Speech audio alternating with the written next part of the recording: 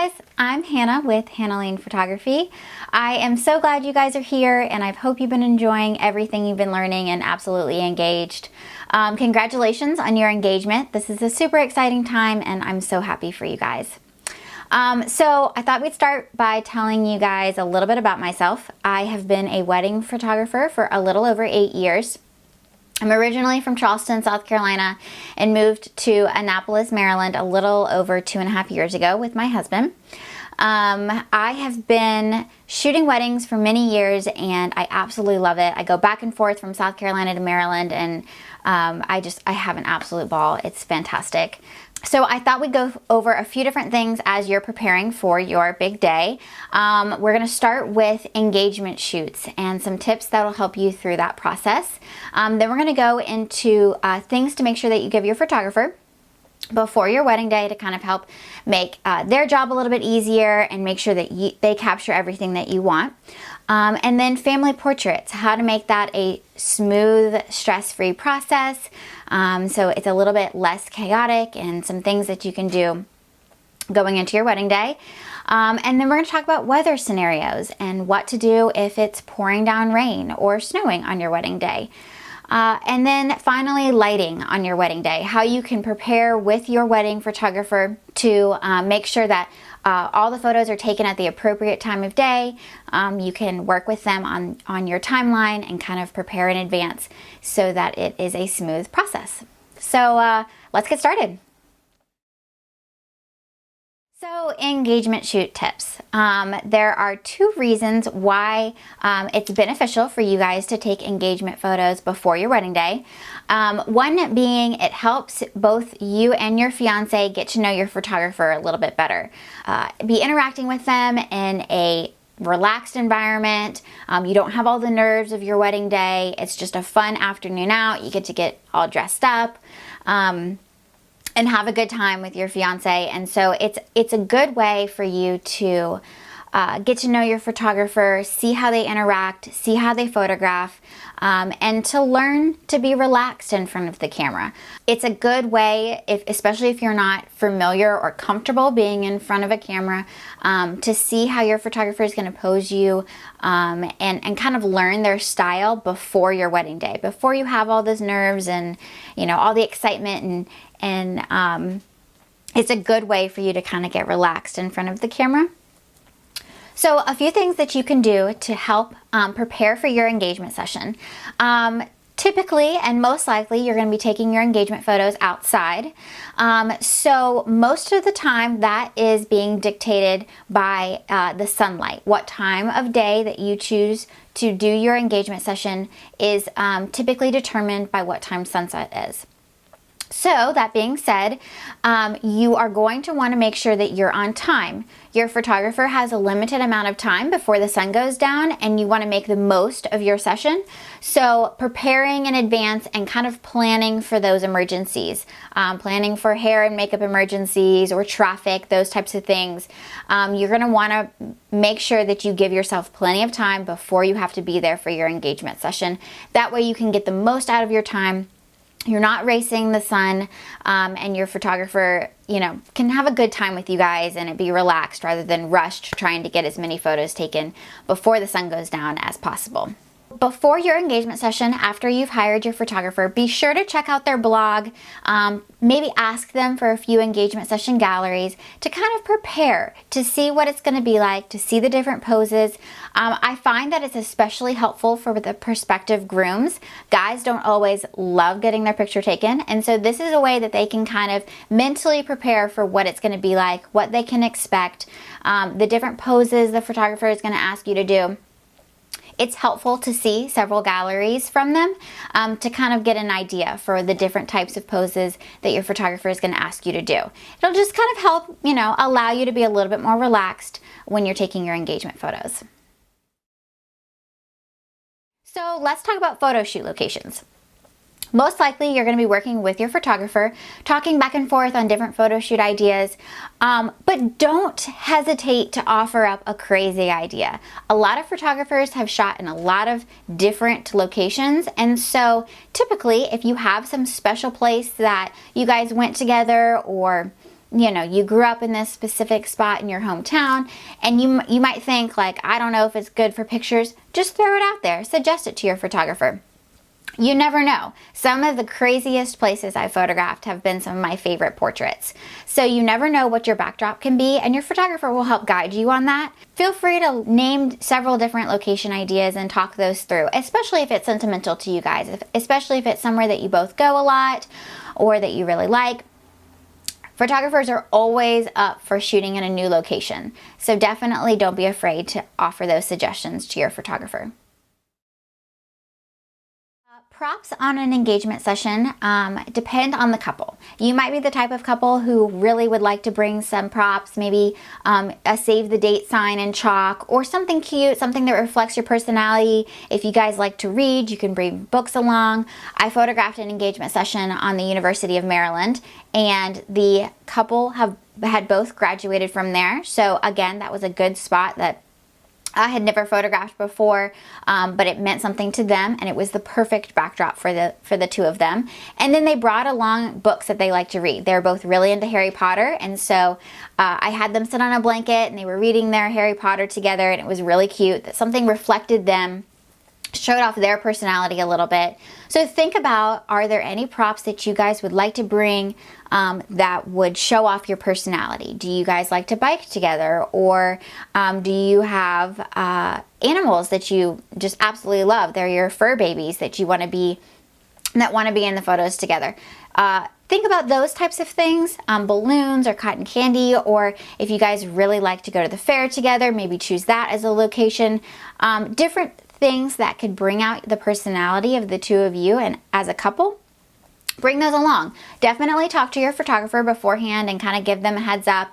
You know, maybe they would have a Pinterest board that you can walk through. I always send a Pinterest board full of prop ideas if the couple wants to bring props along with them, just to kind of give them an idea, you know, spark their imagination and offer up some suggestions for them. But definitely talk with your photographer about that beforehand, to see if they have some ideas for you, or just to kind of give the photographer a heads up that you're going to be bringing props. So ladies, oftentimes I will suggest to my brides to get their hair and makeup practice done on the day of their engagement session. So it kind of helps them feel pretty and confident, and you get to get all dolled up. It's a fun way to kind of go into your engagement session. And then maybe you can go out on date night after your engagement session. Kind of make a day out of it. One, you're probably going to need to do your hair and makeup trial run before your wedding day anyways, and so this is a good way to have a reason to do it. And I find that it helps you feel really pretty in front of the camera, and you enjoy your engagement session a little bit more. This, of course, is not something that you have to do. It's just a suggestion. One of those little tips that I like to give my brides. I would say probably 60% of them choose to do it, and they have a fun time doing it. But like I said, it's definitely not necessary. Just a fun little extra tip. Those are kind of my main tips for engagement shoots. They are one of my favorite things to photograph, so I highly recommend doing it. Like I said before, it's a great way to get to know your photographer, a great way to feel a little bit more relaxed in front of the camera on your wedding day. And it allows for a fun afternoon out with your fiance. Make a date night of it, go out to dinner afterwards. It's a really great time. So next we're going to talk about things to make sure that you give your photographer before your wedding day. The first being a family photo list. This is super important, especially if you have a big family. What I recommend my brides to do before their wedding day is to make a list of each individual photo group combo that they want to do. So, for example, like bride and mom, groom and mom, groom and dad. It might sound tedious, and you know, of course we're going to remember to take photos with your parents or siblings or best friend, but the wedding day gets really crazy busy, and so you might not remember. I unfortunately did not get to take a photo with just my dad on my wedding day because I didn't write it down, I forgot. So this is a really important thing for you to do, especially if there are certain family or friend photos that you definitely want to get. So make a list, give that to your photographer. The photographer will probably be able to give you a time for how long it's going to take. Sometimes I've worked with my brides to kind of cut the list down, combine some group photos so that it takes a little less time after the wedding, before the wedding, depending on the timeline of the day. Timeline. Timeline is another thing that you're going to want to give your photographer. Oftentimes, I will work with my brides before the wedding to make sure that we have enough time allotted for portraits. Depending on what time they're getting married, talking about whether or not they want to do a first look or do the portraits after the wedding. Those are all things that you're going to want to discuss with your photographer leading up to your wedding day. And they should be able to give some advice and feedback on that timeline to kind of help you plan that. I work with my brides all the time to kind of help plan their timeline. Make sure we have enough time for portraits. Make sure, we are going to be done with photos. I always give a little bit of leeway room on each end, just for running late, for hair emergencies, or anything like that. Your wedding day is going to be perfect, but not everything is going to run smoothly. So kind of planning for those little, emergencies along the way, so it kind of helps be a stress-free process. I always add about 5 to 10, 15 minutes on each end of everything to give a little bit of wiggle room so that we're always early. It allows us to be on time, and it allows for the bride and groom to be stress-free.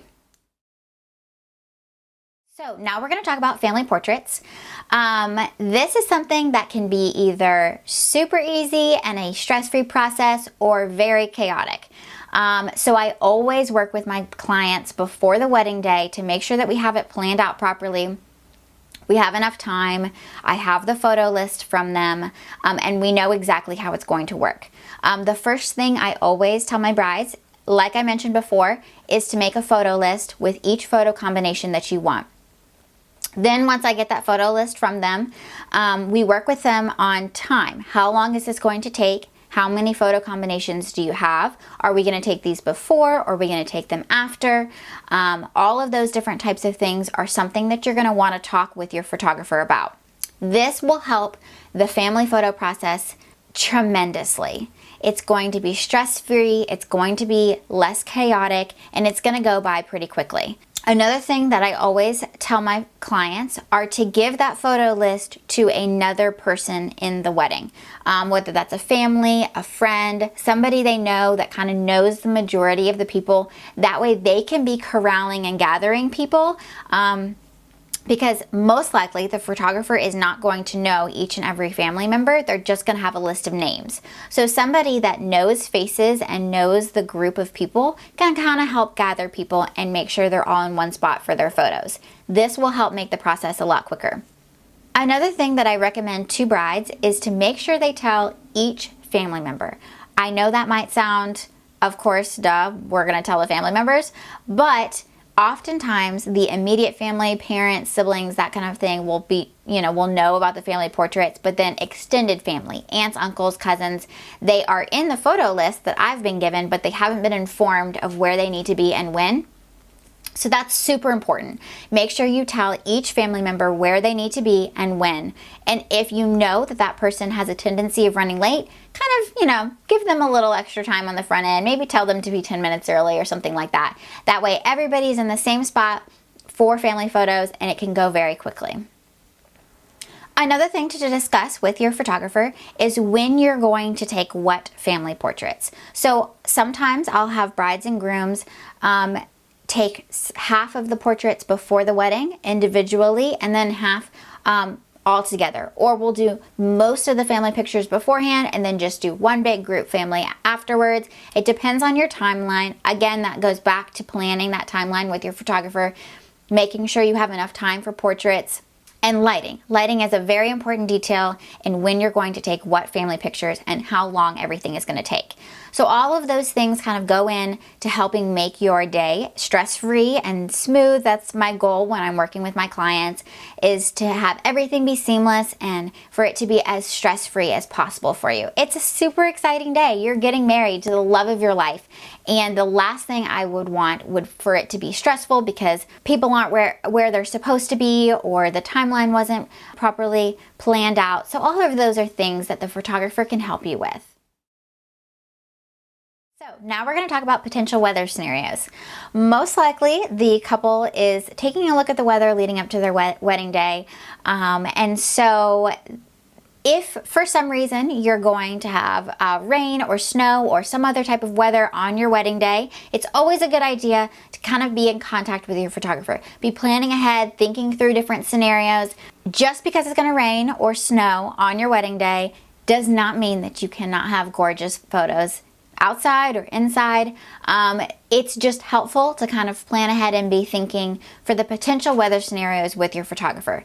I have photographed weddings in a plethora of different types of scenarios. I photographed a wedding in a hurricane one time, and that entire week before, I was planning with the bride, talking things through. We were keeping an eye on the weather to see when the hurricane was going to hit, how bad it was going to be, whether or not we were going to have to move the wedding. Those types of things all take into account pictures and when we're going to be taking pictures and where we're going to be taking pictures. So in that particular circumstance, we had to move the venue to a different spot. And a lot of things were flooded. So I came prepared. We had a clear plastic, I think it ended up being a shower curtain that I put underneath the bride so her dress didn't get wet. All the bridesmaids got matching rain boots, and we had clear umbrellas for them. And it ended up being absolutely beautiful. We got some gorgeous portraits for the two of them. And of course, it obviously wasn't ideal to have a hurricane happen on your wedding day, but it was a good way to kind of prep and prepare leading up to the wedding day rather than just winging it. Oftentimes, your photographer will have ideas for how to capture portraits, whether you need to be inside, maybe finding an extra venue or a different location that they can take portraits of the two of you and your bridal party and family that has good natural lighting, but it's an indoor location, or a covered porch or something like that. All of those scenarios can be planned beforehand to help make that stress-free regardless of the weather scenario. I'm going to be photographing a January wedding, and so I've already been planning and talking with the bride about snow. If it snows, I have already got a plan to kind of be near the venue so we don't have to worry about driving. We've talked about getting some furs for her and her bridesmaids. I think that's a gorgeous way to kind of keep them warm outside. But you know, it's still beautiful. They don't all have to be wearing bulky coats or freezing to death. She already has kind of planned to potentially wear white snow boots underneath her dress instead of her heels. Just little things that can kind of help make it a comfortable process regardless of the weather, but still get beautiful portraits outside. So now we're going to talk about lighting. Just like the weather scenarios, lighting is huge on the wedding day. My first priority is to work with my clients to make sure that we have enough time for pictures, depending on how many family portraits they want taken, how big or how small their bridal party is, and how many portraits of the two of them they want.